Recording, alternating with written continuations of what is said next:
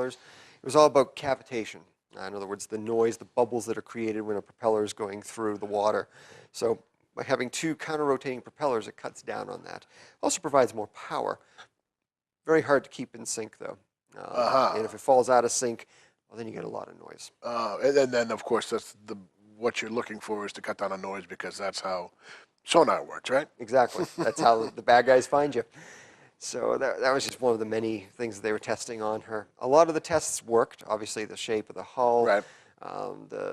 She was the first one to have bow-mounted sonar, which definitely worked. The first vessel to have SubSafe, which is a safety program that the Navy instituted after the loss of the USS Thresher.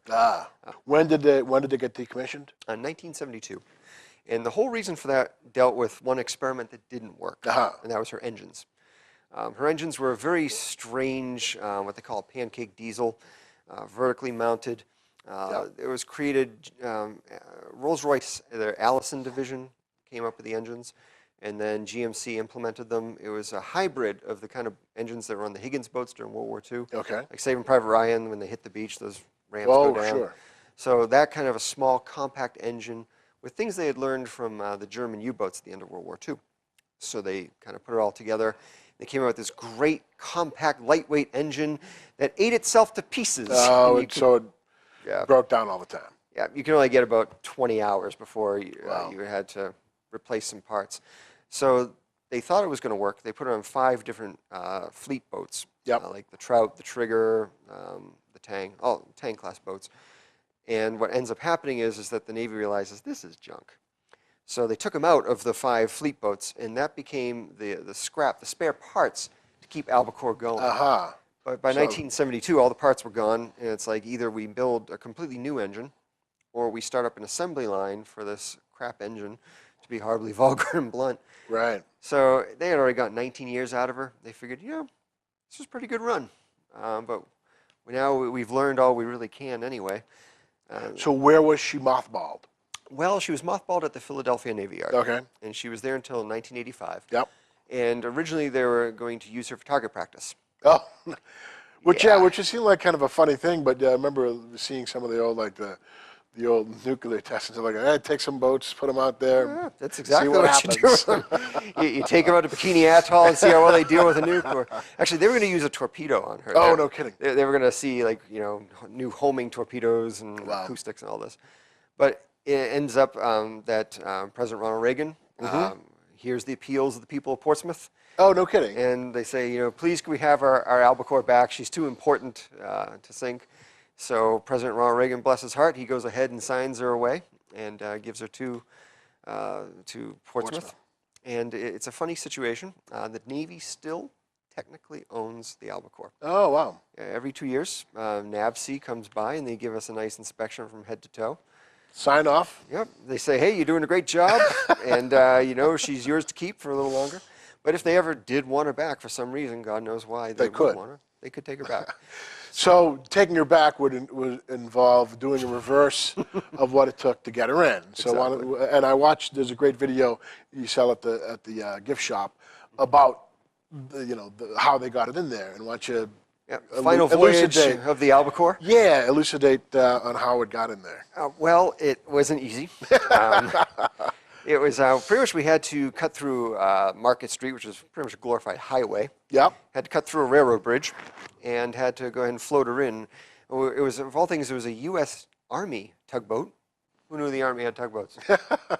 A U.S. Army tug that went ahead and brought her up, and then it was local tugs that actually eased her through.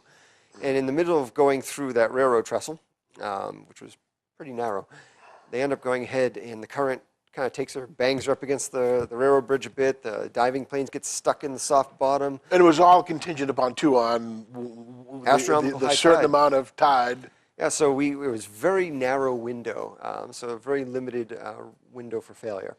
But we had Navy divers go ahead and swim around trying to keep an eye out, and that's a minor miracle right there. These poor guys weren't crushed. Right. When that tide took her, sure. They easily could have been pinned and crushed up against they only had feet of clearance. But they get her through. They get her through the railroad bridge. They get her through Market Street, and they haul her up.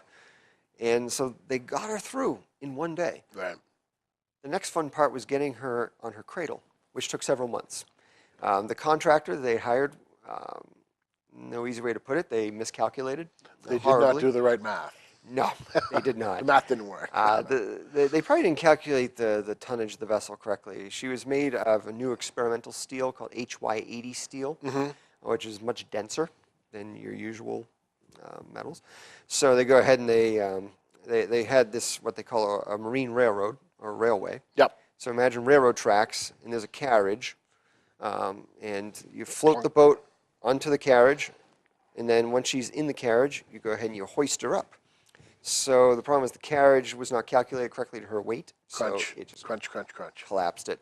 The hoist itself was not powerful enough Oh, man. to bring her out, so she was stuck in the mud for months. Wow. So we had to build a cofferdam, which is almost like, imagine an earthen bathtub, pumped millions of gallons of water in there to refloat her, and then go ahead and just tow her over where we needed her. And it was almost like a reverse lock system. Up this much, okay, and build more of a cofferdam, you know, pump more water in, get her up there until finally they got her over the cradle, and slowly, very slowly, pumped her out. So, because being that she's a perfect cylinder, if you're off even by an inch or two, you're going to know it inside. You're going to be like, why am I walking sideways? Put that up there. So now it's a fixture on the seacoast, and it's a museum that's open 7 days a week, all throughout the year. You're going to be closed for some work. They're doing some maintenance on the basin. Yeah, because it ate up so much of our money getting her in there. After 30 years, we finally have the cash to go ahead and to finish the basin. So it's no longer going to look like aliens dropped her from the sky. Actually, it'll look, it's going to be precast concrete, so it's going to look like a dry dock, which is, when she wasn't at sea for trials, she was in a dry dock. She was pretty much rebuilt 5 separate times. So it's going to give a great impression of what it was like when she was at the Navy Yard. And as far as our hours, we're experimenting. It used to be that we would start limiting our hours this time of year. So we're going to be open straight through the end of November, 9:30 to 5:30. Last ticket is sold at 5 o'clock. And for December, they're going to start construction on the basin. So we're not going to be open from December till somewhere in March. Okay. But after that, we will be open, and when folks see it, they're going to go ahead and see the sub with the dents that were inflicted on her during her years at the Philly Navy Yard. You said and from hitting the people bridge. backing into it and hitting the bridge. Yeah, that's all going to be taken out, so folks will see her as she was before she came up here. Yeah, it's a great tour, and just it's really fascinating to see, you know, to go inside and see just the massive amount of wiring and piping and, you know, the size of the doors. And I just imagine that every other word must have been, oh, because just going through there on the tour with a camera, a couple of times, I'm like, oh man, there must have been some beanheads. They must have had some good medical staff on to patch the. Being a submariner is a young man's game. But, yeah, it helps if you're short. But, so do watch your heads if you come. If you're a little tall, if you're 5 feet or 6 feet or more, watch your heads, because you can easily skin your head there. But yeah, it's we're blessed with a great location. Folks from Portsmouth has now become kind of a quasi-international city. Sure. We have guests come from all 6 continents. This year alone, we had, we had an officer from the Singaporean Navy. We had folks from Chile. We had Australians, you know, Swiss, Nigerians, Canadians, Chinese, Japanese. We had a visitor yesterday from the Philippines. Awesome. We get them from all over the world. And there's also a gift shop, and there's also a museum that has some of the artifacts and some videos that you can watch. So it was a real pleasure to have you on the Bogus Hour, Mr. Jim Craig, Executive Director of the USS Albacore Museum. Thank you for having me. Thanks for coming on. Yeah, pleasure was all mine, sir. All righty.